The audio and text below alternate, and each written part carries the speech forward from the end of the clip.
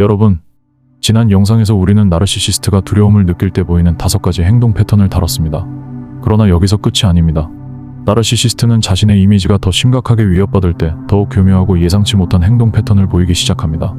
이번 영상에서는 나르시시스트가 두려움을 숨기고자 사용할 수 있는 또 다른 5가지 행동 패턴을 심리학적 관점에서 깊이 있게 파헤쳐 보겠습니다.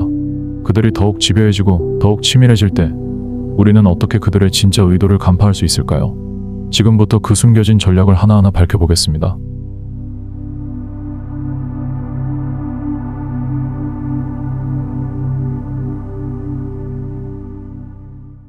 첫 번째, 화려한 과시를 합니다. 이 패턴은 나르시시스트가 두려움을 느낄 때 가장 빈번하게 사용하는 방어 기제 중 하나입니다. 이들은 자신의 내면에 깊이 자리 잡고 있는 두려움을 감추기 위해 과도하게 자신을 포장하고 마치 세상에서 가장 성공한 사람처럼 보이려 했습니다. 이들은 자신이 얼마나 뛰어난지, 얼마나 대단한 성취를 이뤘는지 끊임없이 말하며 주변 사람들에게 자신이 결코 흔들리지 않는 강력한 인물임을 강조하려 합니다. 그러나 그 이면에는 무엇이 있을까요? 임상심리학자 크레이그 말키는 나르시시스트의 과정은 실제로 자신이 느끼는 심리적 공허함과 두려움을 덮기 위한 것이라고 분석합니다. 그들은 타인의 인정을 통해서만 자신이 가치 있는 사람이라고 느끼기 때문에 두려운 상황에 직면했을 때 자신이 얼마나 대단한 사람인지를 스스로에게 끊임없이 설득하려는 것입니다. 예를 들어 직장에서 자신의 실수가 드러났을 때 나르시시스트는 그 상황을 인정하는 대신 과거의 성취를 과장하거나 나는 여전히 대단한 사람이다라는 메시지를 반복적으로 강조합니다. 이는 자신이 통제력을 잃지 않았다는 환상을 유지하기 위한 심리적 방어 기제입니다. 또한 나르시시스트는 자신이 두려움을 느낄 때일수록 더욱더 화려한 이미지를 SNS에 투영시킵니다. SNS에 올라오는 완벽한 여행 사진, 높은 지위에 있는 사람들과의 친분 과시, 고급 레스토랑에서의 식사 사진 등은 사실상 자신이 두려움에 휩싸였다는 신호일 수 있습니다. 그들은 자신이 두려움을 느끼고 있다는 사실을 결코 인정하지 않기 위해 더욱더 화려한 이미지로 자신을 포장하는 것입니다.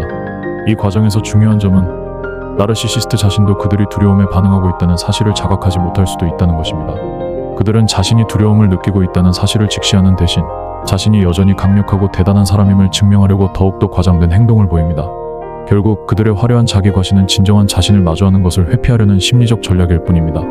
따라서 나르시시스트의 이러한 과장된 행동을 마주했을 때 우리는 그들의 진짜 의도를 꿰뚫어 볼 필요가 있습니다. 그들이 자신이 얼마나 대단한 사람인지를 강조할수록 그들은 실제로 자신의 두려움과 불안을 숨기고 있다는 사실을 기억해야 합니다. 결국 화려한 자기 과시는 그들이 두려움을 감추기 위해 쓰는 또 하나의 가면일 뿐입니다.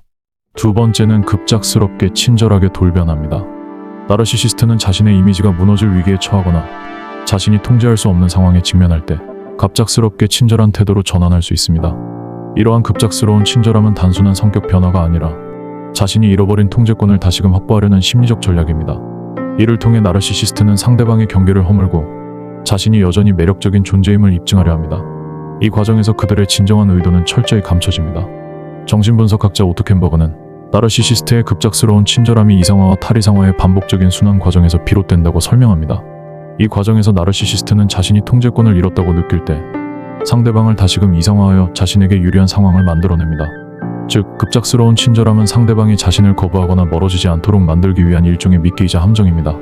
말킨 박사는 이를 사탕발림이라고 표현하며 나르시시스트가 자신의 매력을 극대화함으로써 상대방을 현혹시키고 과거의 상처를 덮어버리려는 전략이라고 분석합니다. 이들은 상대방이 경계심을 갖고 있을 때조차 자신이 변했다고 착각하게 만드는 데 탁월한 능력을 가지고 있습니다. 나르시시스트의 급작스러운 친절함은 종종 교묘한 감정적 조작으로 이어집니다. 그들은 상대방의 감정적 허점을 공략하여 자신이 원하는 결과를 얻어내려 합니다. 이를 통해 상대방은 나르시시스트가 진정으로 변했다고 착각하게 되지만 이는 단순히 상대방의 방어막을 무너뜨리기 위한 일시적인 전략일 뿐입니다.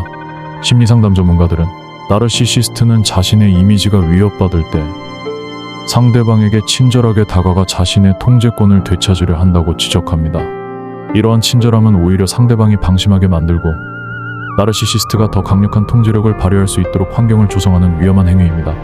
나르시시스트의 급작스러운 친절함이 나타날 때 이를 그대로 받아들이기보다 그들의 과거 행동 패턴을 냉정히 되짚어보는 것이 중요합니다. 이들의 친절함은 일시적이며 다시금 공격적인 태도로 돌아갈 가능성이 높기 때문입니다. 나르시시스트의 달콤한 말에 흔들리지 말고 감정적으로 휘둘리지 않는 것이 중요합니다. 이들은 상대방이 자신의 친절함에 반응할 때 더욱 강력한 통제력을 발휘하려 하기 때문입니다. 나르시시스트가 친절하게 다가오더라도 자신의 원칙과 경계를 철저히 지켜야 합니다. 이들이 제공하는 달콤한 말과 약속은 진심이 아닌 전략적 조작일 가능성이 큽니다. 나르시시스트의 급작스러운 친절함은 단순한 성격 변화가 아니라 자신이 잃어버린 통제권을 되찾기 위한 심리적 전략입니다. 이는 이들이 자신이 원하는 결과를 얻기 위해 상대방의 경계를 허물고 자신이 여전히 매력적인 존재임을 입증하려는 교묘한 수단입니다. 이들의 친절함 뒤에 숨겨진 진정한 의도를 간파하고 감정적 반응을 자제하며 일관성 있는 태도를 유지하는 것이 나르시시스트의 함정에 빠지지 않는 핵심입니다. 사람은 일관성이 있어야 진실함을 보여줄 수 있습니다. 세 번째는 나르시시스트에게 가장 익숙한 가스라이팅입니다. 나르시시스트는 자신이 통제권을 잃거나 자신의 이미지가 위협받을 때 종종 가스라이팅을 통해 상대방의 현실 인식을 왜곡하려고 합니다. 가스라이팅은 단순히 거짓말을 하는 행위가 아니라 상대방이 자신의 기억, 감정, 인지 능력을 의심하도록 만드는 교묘한 심리적 조작입니다. 이 과정에서 나르시시스트는 자신이 여전히 강력한 통제권을 쥐고 있다는 환상을 심어줍니다. 가스라이팅은 나르시시스트가 자신의 이미지를 보존하고 상대방을 심리적으로 억압하기 위한 강력한 도구입니다. 그들은 상대방이 자신을 의심하고 혼란스러워하는 순간에 더욱 강력한 통제권을 행사하려 합니다. 이러한 과정에서 피해자는 점점 더 자신의 판단력과 기억을 의심하게 되고 나르시시스트의 왜곡된 현실을 진실로 받아들이게 됩니다. 임상심리학자 로빈 스템은 가스라이팅은 피해자가 자신의 감정을 신뢰하지 못하도록 만드는 심리적 조작의 핵심 요소라고 강조합니다. 나르시시스트는 의도적으로 피해자의 말과 행동을 왜곡시켜 상대방이 자신을 방어할 힘조차 없게 만듭니다. 나르시시스트의 가스라이팅은 단순히 거짓말을 넘어서 상대방의 현실 인식을 왜곡시키고 자신의 통제권을 강화하려는 전략적 심리 조작입니다. 이들은 상대방이 자신의 판단력을 잃고 나르시시스트의 왜곡된 현실을 진실로 받아들이도록 유도합니다. 이러한 함정에 빠지지 않기 위해서는 자신의 감정을 신뢰하고 명확한 기록을 남기며 외부의 객관적인 시각을 적극적으로 활용하는 것이 필수적입니다. 그 다음으로는 나르시시스트는 자신이 통제권을 잃거나 자신의 행동이 들통날 위기에 처할 때 극도의 침묵을 통해 상대방을 조종하려고 합니다. 이 침묵은 단순히 화가 나서 말을 하지 않는 것이 아닙니다. 이는 의도적으로 상대방을 심리적으로 고립시키고 자신이 여전히 통제권을 쥐고 있다는 환상을 심어주는 교묘한 심리적 전략입니다. 임상심리학자 레스카르터는 극도의 침묵을 심리적 전쟁이라고 정의합니다. 이는 나르시시스트가 의도적으로 상대방과의 소통을 차단하고 상대방이 불안과 죄책감에 빠지도록 유도하는 행위입니다. 이러한 침묵이 상대방을 조종하는 데 있어 매우 강력한 무기라고 강조합니다. 정신분석학자들은 침묵이 정서적 학대의 한 형태라고 설명합니다. 그는 나르시시스트가 자신이 원하는 반응을 얻기 위해 침묵을 이용하며 상대방이 자신의 행동을 반성하거나 자신이 잘못한 줄로 믿게 만든다고 지적합니다. 침묵은 나르시시스트가 상대방을 심리적으로 고립시키고 자신의 통제력을 강화하는 강력한 도구입니다. 그들은 상대방이 자신의 잘못을 되돌아보게 만들고 스스로가 문제의 원인이라고 생각하게 만듭니다.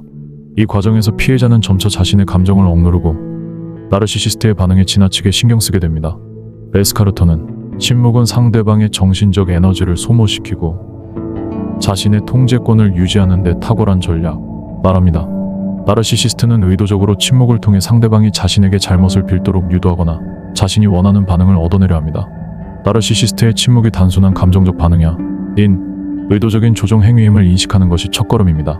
이들은 침묵을 통해 상대방이 자신의 잘못을 되돌아보게 만들고 자신이 우위에 있다는 인식을 심어주려 합니다. 나르시시스트의 침묵이 지속될 경우 이에 대해 자신의 입장을 명확히 하고 더 이상 그들의 게임에 말려들지 않겠다는 의사를 분명히 하는 것이 중요합니다. 나르시시스트의 극도의 침묵은 단순한 무시가 아니라 상대방을 심리적으로 조종하고 자신의 통제권을 되찾기 위한 전략적인 심리적 조작입니다. 이들은 침묵을 통해 상대방이 스스로 잘못을 했다고 믿게 만들고 나르시시스트에게 더욱 의존하게 만드는 구조를 형성합니다. 이러한 함정에 빠지지 않기 위해서는 침묵의 의도를 정확히 인식하고 감정적으로 휘둘리지 않으며 자신의 경계를 명확히 설정하는 것이 핵심입니다. 마지막으로 그들이 가장 악랄하다고 느끼게 되는 순간입니다. 나르시시스트는 자신이 통제하던 관계에서 영향력이 약해졌다고 느낄 때 곧바로 새로운 타깃을 찾아 나섭니다. 이들은 기존 관계에서 자신의 통제력이 약화되거나 에너지 공급원이 고갈되었다고 판단하면 즉각적으로 새로운 사람에게 집중합니다. 이는 단순한 사람 교체가 아닌 자신이 여전히 강력하고 매력적인 존재임을 입증하려는 심리적 전략입니다. 나르시시스트 연구자인 샘 버키는 나르시시스트의 새로운 타깃 찾기를 심리적 갈증이라고 표현합니다. 이는 나르시시스트가 자신이 통제할 수 있는 새로운 공급원을 찾아 헤매는 과정입니다. 나르시시스트는 에너지 공급이 중단되면 마치 갈증을 느낀 사람처럼 새로운 타깃을 찾아 나선다고 분석합니다.